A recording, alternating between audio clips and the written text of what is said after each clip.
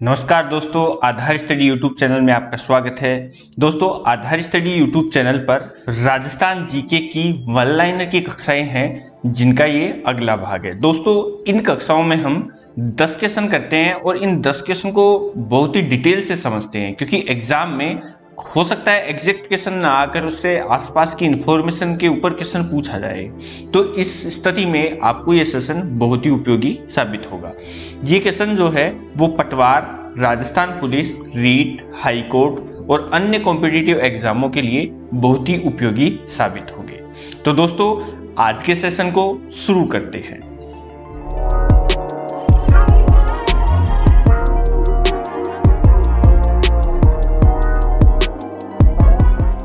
दोस्तों, आज के सेशन का अपना टॉपिक है राजस्थान राज्य व्यवस्थापिका। इससे पिछली जो क्लास थी उसमें भी हमने व्यवस्थापिका पर क्वेश्चन किए थे। आज के सेशन में भी व्यवस्थापिका पर ही क्वेश्चन किए जाएंगे। तो दोस्तों, आज के टॉपिक का पहला क्वेश्चन है, किस अनुच्छेद के तहत राज्यपाल मुख्यमंत्री की नियुक्ति करता है। देखो, क्वेश्चन बहुत ही महत्वपूर्ण है। कई बार एग्जाम में भी पूछा गया क्वेश्चन है कि किस अनुच्छेद, कौन सा अनुच्छेद है जिसके तहत राज्यपाल जो है वो मुख्यमंत्री की नियुक्ति करता है। तो इसका सही आंसर है अनुच्छेद 164। अब दोस्तों, इस क्वेश्चन से संबंधित और जानकारी अपन लेते हैं। मैं आपको बता दूं कि राज्यपाल जो है वो मुख्यमंत्री की सलाह से, इसी अनुच्छेद में वर्णित है कि मुख्यमंत्री की सलाह से मंत्री परिषद के अन्य सदस्यों की नियुक्ति करता है। ठीक है, तो आप लोगों को क्या ध्यान रखना है कि जो राज्यपाल है वो मंत्री परिषद के अन्य सदस्यों की नियुक्ति, ठीक है, नियुक्ति करता है। यह भी आप लोगों को ध्यान रखना है। एक और जानकारी मैं आप लोगों को दे दूं कि मुख्यमंत्री व अन्य मंत्रियों को पद व गोपनीयता की शपथ भी राज्यपाल दिलाता है। यह भी आप लोगों को ध्यान रखना है। ठीक है, किस किस को? मुख्यमंत्री और मंत्री परिषद के जो अन्य मंत्री हैं, अन्य मंत्री, इन सबको जो है पद व गोपनीयता की शपथ भी राज्यपाल ही दिलाता है और उनके मध्य के कार्य का विभाजन भी करता है। ठीक है, तो ये सारी बातें आप लोगों को ध्यान रखनी है, बहुत ही महत्वपूर्ण जानकारी है। अगला क्वेश्चन है कि लोक सेवा आयोग के अध्यक्ष की नियुक्ति, किसकी? लोक सेवा आयोग के अध्यक्ष की नियुक्ति किस अनुच्छेद के तहत होती है? कई बार पूछा गया क्वेश्चन है, बहुत ही महत्वपूर्ण क्वेश्चन है कि लोक सेवा आयोग का जो अध्यक्ष है उसकी नियुक्ति किस अनुच्छेद के तहत होती है। तो इसका सही आंसर है बच्चों अनुच्छेद नंबर 165। ठीक है, ये अनुच्छेद 165 जो है वो लोक सेवा आयोग के अध्यक्ष की नियुक्ति से संबंधित है। इसके बारे में और जानकारी मैं आप लोगों को दे दूं कि महाधिवक्ता व लोक सेवा आयोग के अन्य सदस्यों की नियुक्ति भी कौन करता है? राज्यपाल ही करता है। किनकी? महाधिवक्ता और किसके? लोक सेवा आयोग के अन्य सदस्यों की नियुक्ति भी कौन करता है? राज्यपाल करता है। और मैं आपको जानकारी दे दूं कि जो महाधिवक्ता है वो राज्यपाल के प्रसाद पर्यंत, ध्यान रखना, ये तो राज्यपाल के प्रसाद पर्यंत अपने पद पर बना रहता है, प्रसाद पर्यंत। ठीक है, और जो लोक सेवा आयोग का अध्यक्ष है, ये लोक सेवा आयोग का अध्यक्ष जो है वो संविधान में विहित प्रक्रिया द्वारा राष्ट्रपति द्वारा हटाया जाता है। ध्यान रखना, ये किसके द्वारा हटाया जा सकता है? केवल राष्ट्रपति द्वारा ही हटाया जा सकता है। तो ये भी आप लोग को ध्यान रखना है। तो मतलब क्या ध्यान रखना है कि जो अनुच्छेद नंबर 165 है उसमें अध्यक्ष की नियुक्ति के लिए तो प्रावधान है ही, उसके अलावा जो महाधिवक्ता होता है उसकी नियुक्ति और जो लोक सेवा आयोग के अन्य सदस्य हैं उनकी नियुक्ति का प्रावधान भी इसी अनुच्छेद में है। और इनकी अगर हम बात करें तो महाधिवक्ता जो है वो राज्यपाल के प्रसाद पर्यंत पद पर बना रहता है, जबकि जो अध्यक्ष है वो राष्ट्रपति द्वारा हटाया जाता है, वो भी किससे? जो संविधान में प्रक्रिया है उसी के अनुसार। ठीक है, तो ये दोनों जानकारी आप लोगों को याद रखनी है। अगला क्वेश्चन है कि राज्य के उच्च न्यायालय के न्यायाधीशों की नियुक्ति कौन करता है? किसके? उच्च न्यायालय का जो न्यायाधीश होता है उसकी नियुक्ति कौन करता है? तो देखो, इसमें बच्चे अक्सर कंफ्यूज होते हैं कि उच्च न्यायालय के न्यायाधीशों की नियुक्ति राज्यपाल करता है, परंतु एक्चुअल में इसका सही आंसर है राष्ट्रपति। उच्च न्यायालय के जो न्यायाधीशों की नियुक्ति है वो कौन करता है? राष्ट्रपति ही करता है। इसके बारे में आप लोगों को ये ध्यान रखना है कि जो राज्यपाल जो है वो इस संबंध में राष्ट्रपति को परामर्श देता है। राज्यपाल केवल क्या करता है? राज्यपाल जो है वो परामर्श देता है इस बारे में, ठीक है, परामर्श देता है, ये ध्यान रखना। लेकिन नियुक्ति कौन करता है? नियुक्ति राष्ट्रपति ही करता है।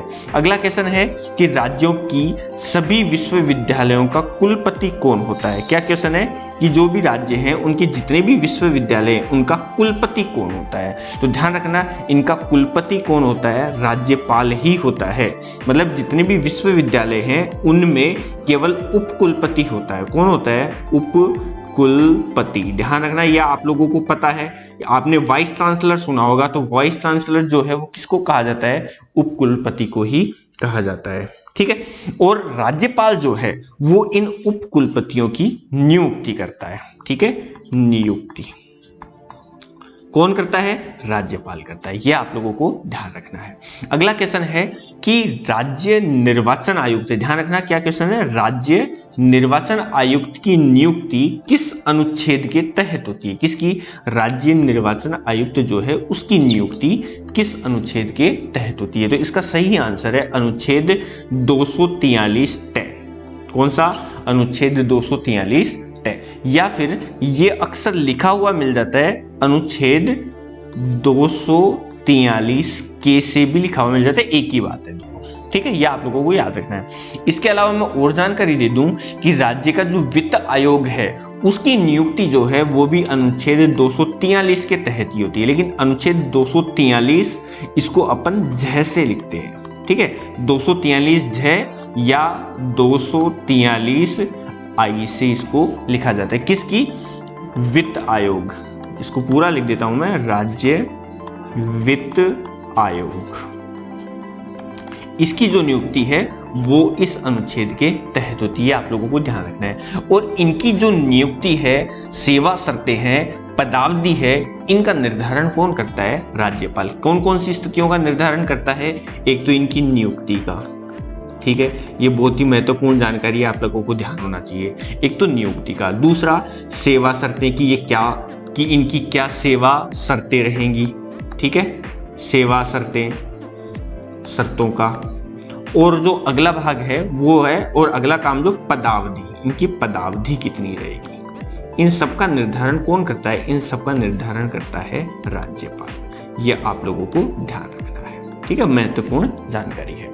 अगला क्वेश्चन है कि विधान परिषद में राज्यपाल द्वारा कितने सदस्य मनोनीत किए जाते हैं? बहुत ही महत्वपूर्ण जानकारी है, कई बार क्वेश्चन आया हुआ है, इंपॉर्टेंट क्वेश्चन है ये। विधान परिषद जो होता है, विधान मंडल का जो उच्च सदन होता है, उसमें राज्यपाल द्वारा कितने सदस्य मनोनीत किए जाते हैं? तो बच्चों इसके बारे में आप लोग विशेष ध्यान रखना कि विधान परिषद में जितने भी कुल सदस्य होते हैं उनका 1/6 भाग जो है वो राज्यपाल मनोनीत करता है। ये व्यक्ति कौन होते हैं जिनको राज्यपाल मनोनीत करता है? तो ये व्यक्ति साहित्य, विज्ञान, कौन कौन होते हैं? साहित्य, विज्ञान, कला, या कोई सहकारी आंदोलन से संबंधित हो, या कोई समाज सेवा से हो, समाज सेवा, ठीक है, आदि विषयों के संबंध में व्यवहारिक ज्ञान का विशेष अनुभव जिन्हें होता है उन्हें राष्ट्रपति मनोनीत करता है।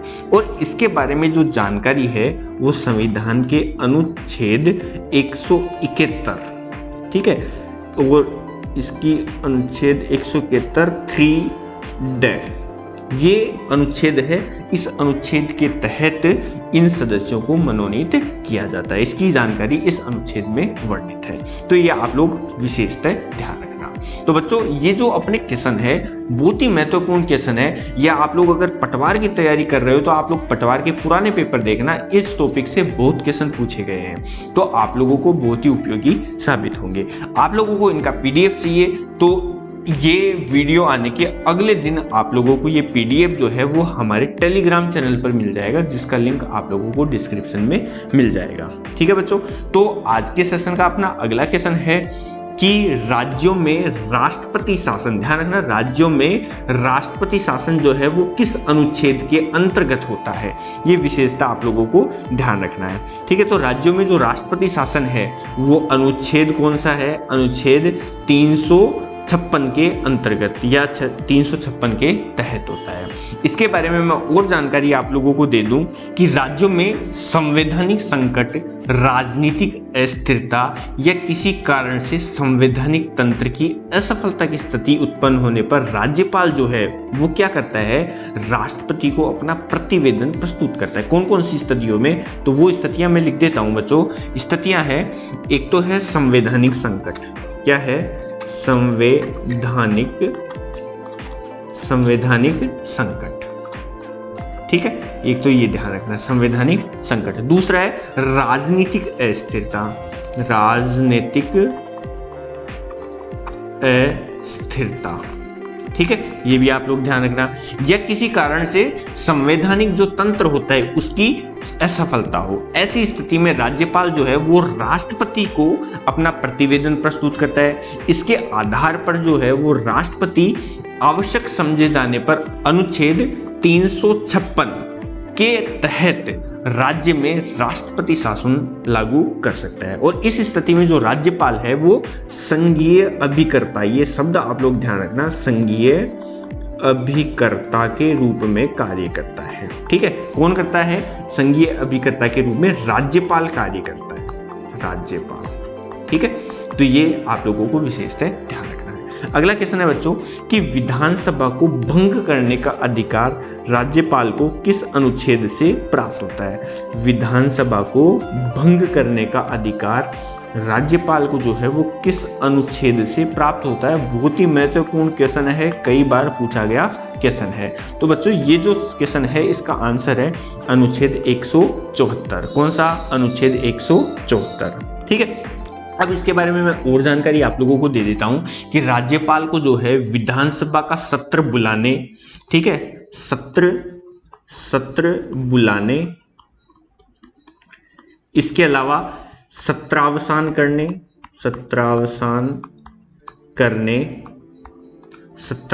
करने या किसी भी समय विधानसभा को भंग करने का अधिकार प्राप्त होता है। यह आप लोगों को याद रखना है। ठीक है, क्या सत्र बुलाने, विधानसभा का सत्र बुलाना हो या सत्रावसान करना हो या किसी भी समय पर जो विधानसभा है उसको भंग करना हो, ये सारे अधिकार अनुच्छेद 174 से प्राप्त होते हैं।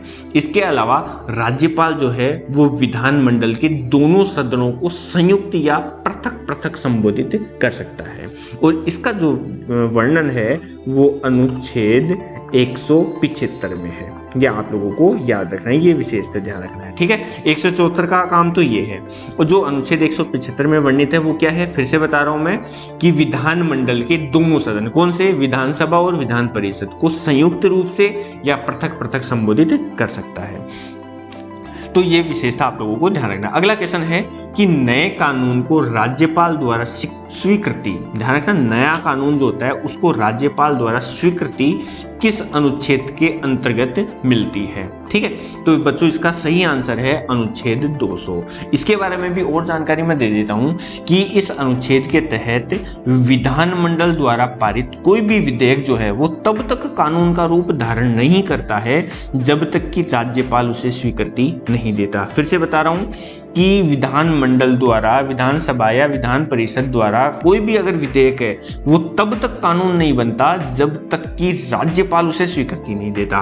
पहली बात तो ये। दूसरा, वह चाहे तो विधेयक पर हस्ताक्षर कर सकता है, मतलब स्वीकृति दे सकता है, या सदन के पास वापस से भेज सकता है। किस लिए, पुनर्विचार के लिए। किसके लिए, पुनर्विचार के लिए भेज सकता है। या तो स्वीकृति दे सकता है या पुनर्विचार के लिए भेजा जा सकता है, या विधेयक को राष्ट्रपति के पास भेज सकता है। ठीक है, अब ऐसा कोई विधेयक जो विचारार्थ है उसको विधानसभा में संशोधन सहित या संशोधन रहित, ध्यान रखना मैं क्या बोल रहा हूं, संशोधन करके या संशोधन किए बिना ही अगर मान लो पुनः राज्यपाल को भेजा जाए तो उस पर हस्ताक्षर करना अनिवार्य होता है। ठीक है, अगर दूसरी बार विधेयक अगर राज्यपाल के पास गया तो राज्यपाल को उस पर हस्ताक्षर करने होंगे। तो ये भी आप लोग विशेषता इसमें ध्यान रखना।